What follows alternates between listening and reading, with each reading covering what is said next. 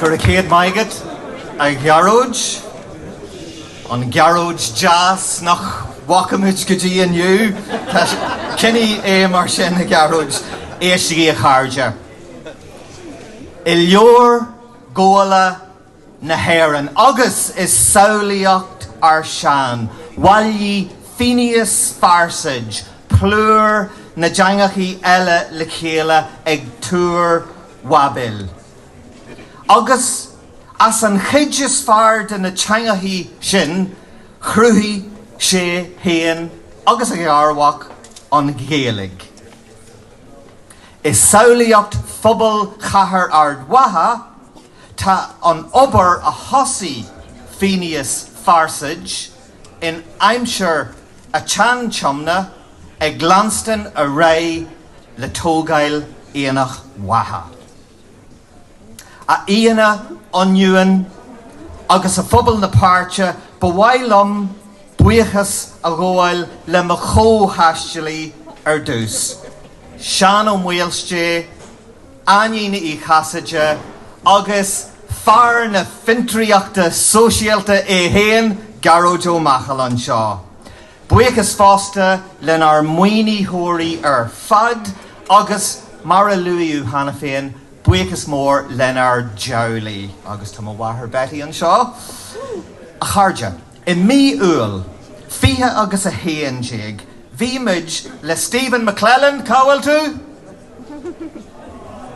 Well, bhí muid le Stephen McClellan den Jurcan Trá, agus bhí orín picture a haringt den íse bhí ó gine de Aonach Mhacha.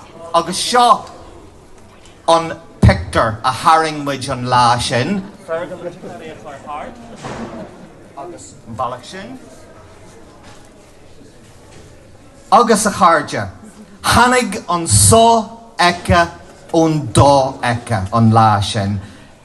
Is féidir eiceil ón fictar sin go bhfuil Aonach Mhacha ón ar saolaíocht sa bhliain fiche agus a héan déag, díreach cosúil leis an Aonach Mhacha atá againn aniu, ach ag an am sin, bhí muid ag smaointiú ar a leiad gá ionad eile, nach ró idir an dá ardaglis, nach ró trí level. Bhí chuacht chuan éigean tíomh hir díine an lá sin a ró fis a bhallaí eici, sular ró fis a bhallaí óginne. Agus tá ceist agam dá tharbh sin a chairde. An cheist atá agam cé nó cé a bhí tíomh hir díing. Maybe a chairde, it's like what W.H. Auden wrote in 1939, we are being lived, each and every one of us, we are being lived by powers we pretend to understand. Bala na Gaeilge an ish a bhí óginne do Aonach Mhacha. Agus sa bhliain fiche agus a hocht, bhí pobal na Gaeilge in Ard Mhacha ag cuairtú cultúr lanne mar a bhí acu in nire agus i millfarste ag an am. Corú claigneacha le chéile, corú gúlanacha le chéile, agus corú críthe le chéile. Leoga, bhí crácrí go leor, an bhí castachtaí go leor, agus bhí cinílacha go leor. Ach, mar a deir an láidin festína lente. Jeffer a dheanú go máil, festína lente. Cinse a chairde, lagmuid gach rud amach, comai agus a béidir. Ach, minic go leor a chairde, bhí oríne mar stúrthirí, imeacht den fearr, gula lí, ag dúil le go mbeadh cidíthirí Aonach Mhacha, ré le teacht i gabhar orín. Mar a tháinig na siógaí, don ghréasaí, agus dá bhain chéile sna finscéaltaí. Agus a chairde tháinig siad a ríist agus a ríist eile. Tháinig Phelim Maguire mar hampla, tháinig Caoimhín McGillivray, tháinig Anton O'Killine hísan sin, Thomas McGowan, Hannig Aidan McPolín agus Róise ní bhíal atá anseo. Gur mai get a Róise. Sarah Cargill, Brendan O'Charain, Hannig Mark Curran, Rialton ní Lanain, Mark agus Conor Riley, Brian agus Lorcan Valley, James Prunty, Huckalum Gulla Ray agus a Ray, ach Hannig na Céidíthóirí a Chairde, mar a Hannig siad sna finscéaltaí. Chéan fréamhacha Aonach Mhacha a Chairde, siar go dóin sa star, chomh fada leis na Celtí bhruach na Danóba, chomh fada siar le macha í héan. Chéan ar bhréamhacha siar, fásta. Siar go dtí an bhreatain bhog. Aitiró cólínachtaí ag na héireannaí san séú agus go dtí an níú híis. Aitirag siad clotha óam i nGaeilge agus sa Leidean,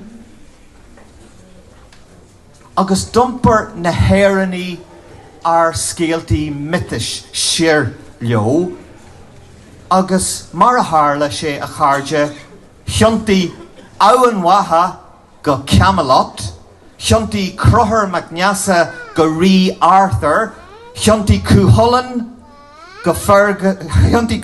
agus Fergus MacRoy go Gawain agus Lancelot, Ever go Guinevere agus Chiantaí Bricere go Merlin. Is mai agus is róhhaid mar sin ghuiil ar Gaeilge ó Cór, Mebian, Cal, Dicot ón bhreatain bhog agus Cluny Siobhad san Riverwad. Inis, is mai fásta ghuiil ar Gaeilge ó Alban linn, Bríd Chambéal agus Alan Donalach. Is saolaíocht ar Sean a Chairde, Huí Cúthailin go Halaban, le céird na trudíochta a ólam ag scahach. Agus a Chairde, a ráistigh Phineas Farsaige ó Thús na Hóráide. Bhí gearmhach le Phineas Farsaige pósta ar Scota a thug a Haniam do Alban, Scota land. Agus cimhníogaí a Chairde go mbeadh Scota las Jerifur le Tutankhamun mar a tharlaíonn sé, agus maithe is aghaine ag arc oríne inniu agus nach éadsan a bheith sonna leis na colcathairacha Ceilteacha go léir le chéile. Tá muid an sonna ghuiil na ceoltóirí go léir ón Aid seo, na ceoltóirí dúchais ó ardmhaithe linn fásta. Inis, is cinnte go mbeidh féasta a mbeadh bricearú bródúil as aghaine inniu.